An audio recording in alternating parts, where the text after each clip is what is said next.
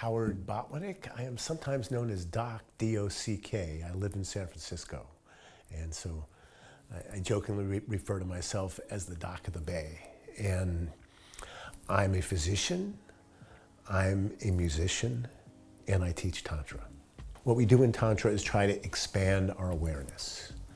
And we expand our awareness both by learning to be more perceptive, more aware of ourselves and others, and by unlearning.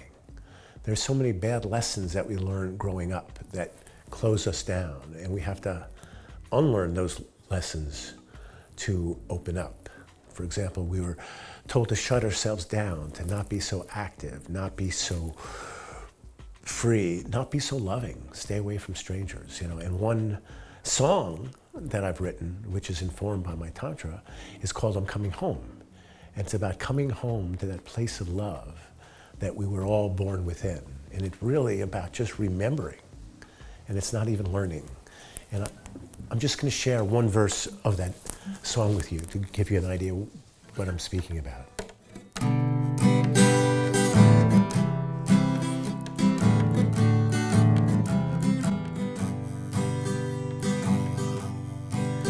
I'm coming home to the river, I'm coming home to the sea, I'm coming home like I never ever thought I could be. I'm coming home to the ocean, back to when I left love shore. Yeah, I'm coming home, I'm coming home. It's like I've always been here before. Yeah, I'm coming home, I'm coming home. It's like I've always been here before. So that's part of what we do, is we remember places that we came from and to come home. Very often in workshops, you'll do exercises that are paired or unpaired, or there might be choosing, and to so many of us that's triggering. And I was able to find a place through Tantra to just come back to love every time there was a choosing, and to not allow my triggers to arise. And that really opened up my heart. And when I finished that workshop, because I was able to be in that place, that song just arose in just a few minutes, and it came out of me as I recognized that coming home to love. And that's one of the things that we do. And the other thing is learning how to kind of expand our perceptions of ourselves, what's inside me, what's driving me, learning to expand our perceptions of others and be conscious of others, and recognizing that very often the stories we have in our heads about others are our own stories, and to really be open and not have assumptions. And we do a number of exercises that will touch upon that. There might be repeated questioning. There might be exercises where we take time to be in silence and not react, but learn to contemplate and feel and actually choose, because so much of what we do in life is reaction. Another part of me that comes into the workshops, because Tantra is really about weaving so many things together, is the physician side of me and the scientist side of me. What is real? What is science? And I'm often asked that question. In Tantra, we talk about energy centers called chakras. And these come from writings hundreds of years old. And people ask me, are chakras real? And my answer is, damned if I know, but they're useful. And there are many things in our experience that science can't touch upon, but the truth of our experience can be really helpful. Very often the practices, science can't address whether they're real, but our experiences do. So if we have repeated experiences that are ecstatic, or repeated experiences that open us up, then that's real. And whether science can address it or not is irrelevant. Many people who come from the scientific point of view, they say, well, if science can't explain it, then it's not real.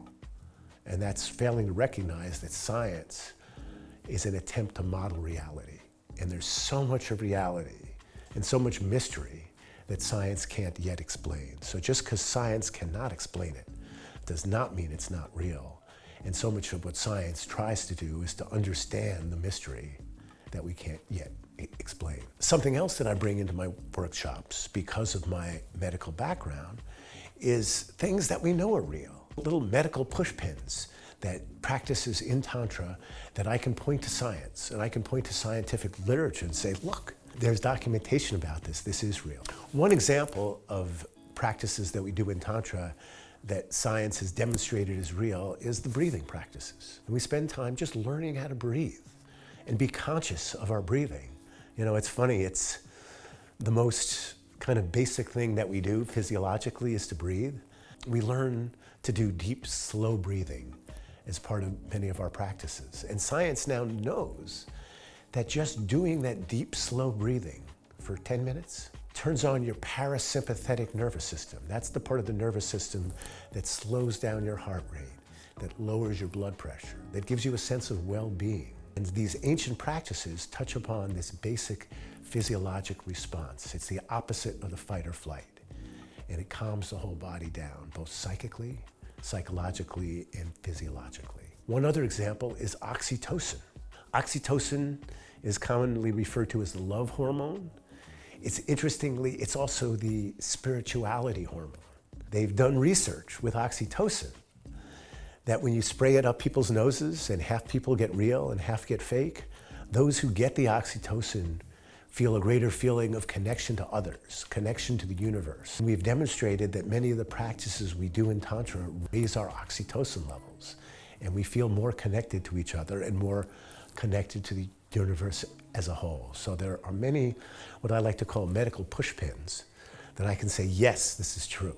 Yes, science validates this. Tantra is more than science. Science is an attempt to understand reality, and science does help us understand that certain things in Tantra I can show you, that there's scientific literature that backs it up. I'd like to share a bit about the core Tantra philosophy and my core Tantra philosophy.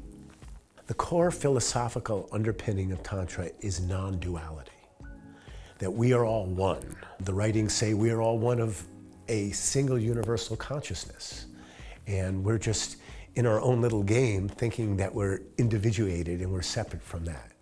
So non-duality says there is no nations, there are no separate countries, there are no separate genders, and we are all part of one. And that's something that I really try to bring into my teaching. Sometimes I teach what I would call standard Neo-Tantra, but more often I teach my own variant that I call Tantra for All. And that is where it's pan-gender, because it's consistent with that core Tantra philosophy of non-duality. You know, I often joke when I teach Tantra for All that the binary gendered, heteronormative outlook of traditional Neo-Tantra, which is a perversion of its core concept. And really to be fully inclusive and fully embracing the philosophy of non-duality, gender has to be irrelevant and you embrace all. So in my Tantra for All workshops, we do not gender balance because it's irrelevant. We recognize that there's a spectrum of genders, and we do exercises where we all try to work with everybody in a way that's comfortable for us. It might be at a distance, it might be close. That's part of being in touch with what your truth is and being aware of yourself. And it gives us an opportunity to work with different people in different ways that is really more expansive than that rigid binary gendered approach that traditional Tantra teaches. In those workshops at times it's really beautiful the way we have new experiences and interact with people we thought we might not, and we open up our curiosity. Much of what I do is embracing the non-duality of Tantra, the fully inclusive philosophy of Tantra. So what do we do in our workshops? We'll spend a little time talking about these philosophies and why we take this approach. And we do exercises where we can explore ourselves and greater self-knowledge. Part of that involves slowing down.